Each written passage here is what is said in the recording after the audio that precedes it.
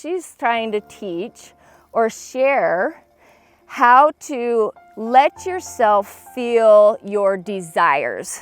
And humans, so she's talked to a couple humans because she's been doing healing work since she was born. And she's noticed that when people have pet her, they like want a horse, or they feel like, oh, I just wish I could connect with you more. And she's like, then do it.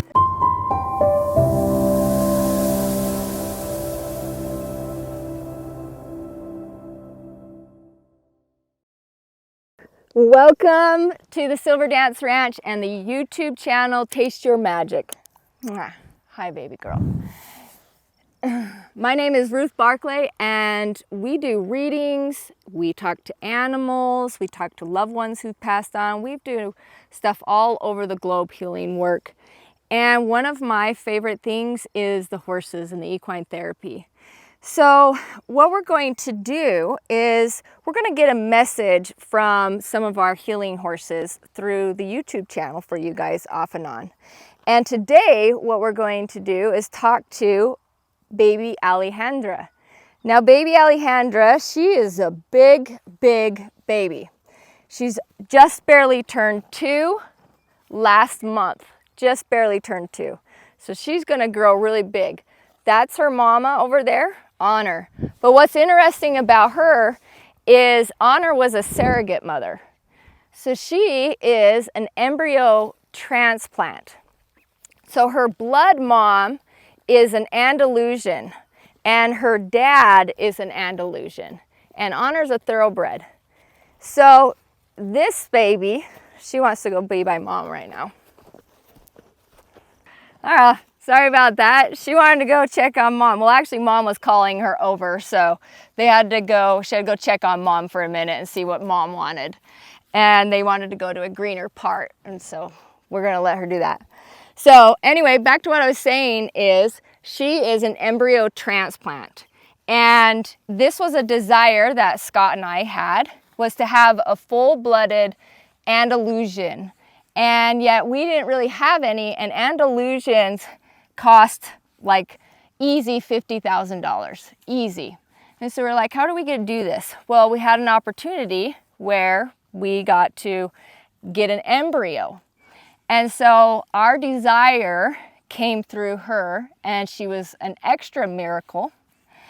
And what's really neat about that is it helps me figure out what you were trying to say. So her translations are still like talking to a little kid. She doesn't know the words as well, she knows the feeling. And the thing that she wants to share with you guys is, it's like, I would call it desires, your desires, okay? What you desire, not just what you want, but what you desire. And what's interesting is she has, ever since she's been born, her curiosities have been like her desires of what she wants to eat, her desires of curiosity, her desires of, she loves connecting. She loves connecting with horses, people, zebras, dogs, cats, Yep, I've even seen you playing with birds. She had a couple bird poops on her. So she has these desires to explore and see. Hi, Moonshine. Welcome back.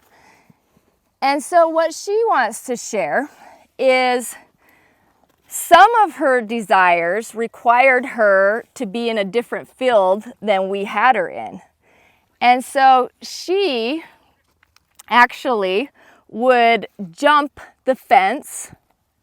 Yes, she broke a gate because she didn't quite make it one time. It's okay. And jump, if the fence is like this high, she can easily clear it. And then she would run off and she'd go visit horses way over there. She'd visit horses way over there because you like socializing, huh? So part of her desire is connection. It's a big desire for her. And so she's trying to teach or share how to let yourself feel your desires. And humans, so she's talked to a couple humans because she's been doing healing work since she was born.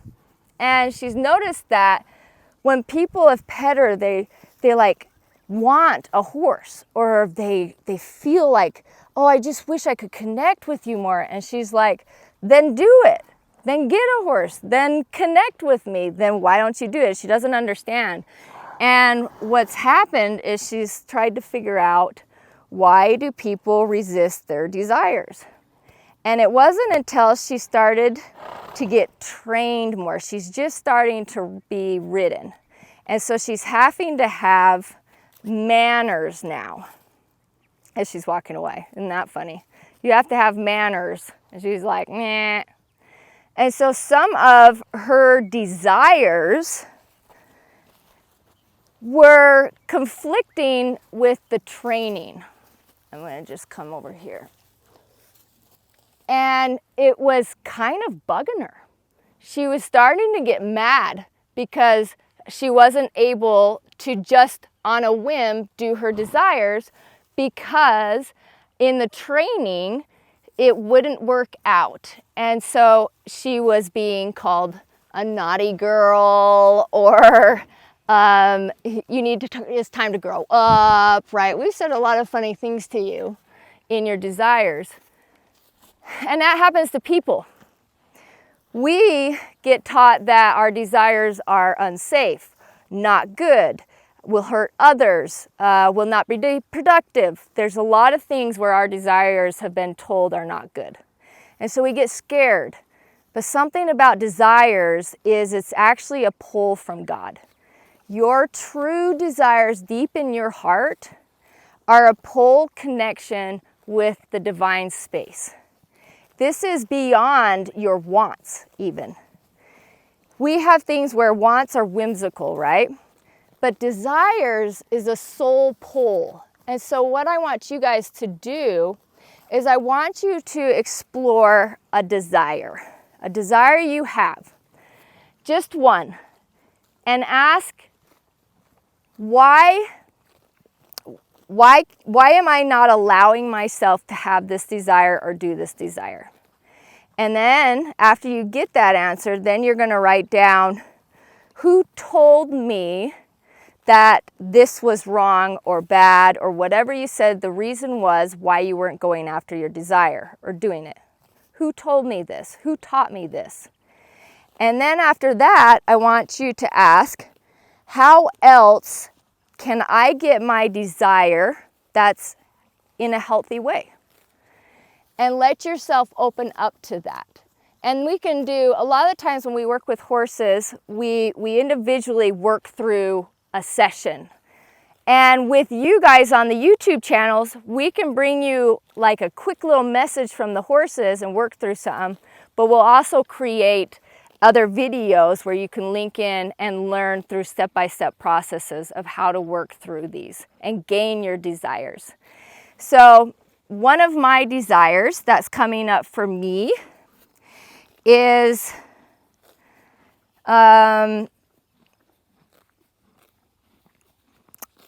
getting the indoor arena. And so that's my desire. Why have I not allowed this to happen? What's stopped me from getting this desire? And what comes up is, money is more important if I give it away to something else or use it for something more important, right? That's something that I don't need. There we go. It's something I don't need. And why is that a bad thing? If I desire to invest time and money on a project that I don't need, then it's unworthy to be in the family space, is what I keep hearing, okay? Who told me this? Who was the first person, or where was the first moment that I learned this? If I get something I don't need, my mom used to tell me, oh, you don't need that. And then she would make me get something else or we'd have to buy something else that we need. And so I learned as a young child that unless I absolutely needed it, then it was bad because I was taking away from other things she thought that we needed. And so it became a want. And so if it's a want, or as she's saying, a desire, if it's a desire for me to have and not a need, then other things are more important. And so for me, how do I get to maybe have a different try with that?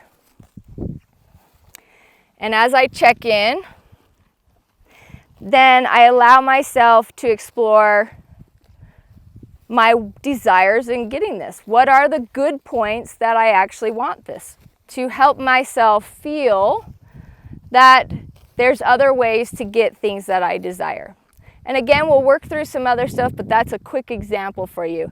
And for her, her biggest thing was she was learning how to be able to still have her desire and connection while through training. And so as a trainer and as a family member, I get to help her with her desires in connection and also teach her through connection how to be trained and work. So we teach her many different types of connections that fulfill her desires. So that's a quick one from the baby. She didn't know what the word desire was. That took a minute for us to figure out what she was trying to describe to you guys. But what I want you to do now is I want you to just take a minute and see what she has for you. Not for the whole collective, but just for you. And just check in and trust what comes to you. Take a minute with Alejandra.